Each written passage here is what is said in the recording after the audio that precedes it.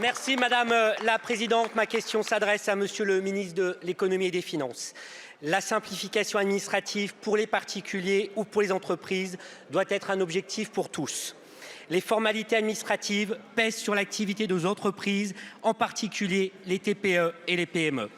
Pour faciliter la création et le développement d'entreprises, cette majorité a décidé, à travers la loi dite Pacte en mai 2019, de rassembler les réseaux de centres de formalité des entreprises en un guichet unique. Ce guichet unique doit permettre à toutes les entreprises, quelle que soit leur forme juridique et leur domaine d'activité, de déclarer en ligne toutes les formalités qu'elles doivent remplir auprès des différents organismes. Création, modification, dépôt de compte, tout peut se faire en ligne sur un même site, facilitant ainsi la vie des entrepreneurs. Ce n'est pas moins de 56 CERFA qui sont remplacés par ce guichet unique. Oui à cette simplification. Confié à l'INPI, ce guichet deviendra obligatoire à compter du 1er janvier prochain. Pour encourager la transition, il est accessible depuis le 1er avril 2021. Cependant, force est de constater qu'à quelques semaines de l'échéance, le site actuel ne semble pas satisfaisant. Certaines entreprises ne sont pas reconnues. Le site demande des documents qui ne correspondent pas en la forme juridique de l'entreprise. Cela empêche les entrepreneurs de réaliser les formalités. Le guichet unique ne semble donc pas en mesure de remplacer entièrement les CFE au 1er janvier prochain.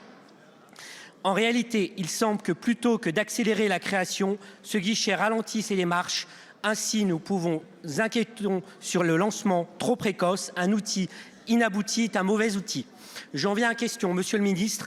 Pensez-vous que les améliorations nécessaires pourront être apportées d'ici le 1er janvier pour garantir aux usagers un système efficace? Ne faut-il pas décaler sa mise en place d'au moins 6 mois? Une coexistence des guichets physiques et du guichet unique, comme cela qu'aujourd'hui, ne peut pas être prolongée. Merci. Merci beaucoup. La parole est à Madame Olivia Grégoire, ministre déléguée chargée des petites et moyennes entreprises, du commerce, de l'artisanat et du tourisme.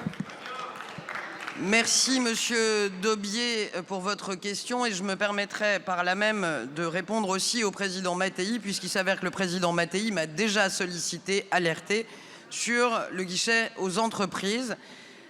Vous avez dit les formalités pèsent sur les entreprises, je dirais même, pour l'avoir été, elles pèsent sur le moral des entrepreneurs et aussi sur leur marge brute, puisque le temps d'un entrepreneur, c'est souvent du développement et de l'argent.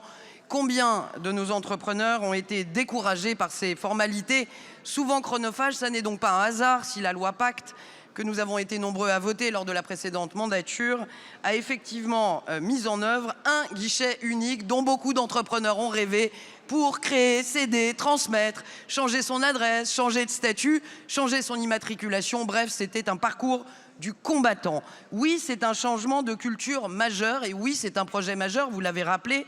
Pas moins des 2/3 des formalités administratives dans notre pays sont encore en format papier et nous avons 6 réseaux différents qui s'y emploient et donc c'est effectivement un projet d'ampleur. Qui dit projet d'ampleur dit préparation d'ampleur et donc si je ne sous-estime pas le changement de culture, je veux vous dire à quel point au ministère de l'Économie et des Finances, avec Bruno Le Maire, nous sommes mobilisés. L'INPI, tous les acteurs impliqués font un suivi quotidien des campagnes tests à partir de cas fictifs. On redirige déjà au maximum les déclarants vers ce nouveau guichet pour augmenter les flux réels.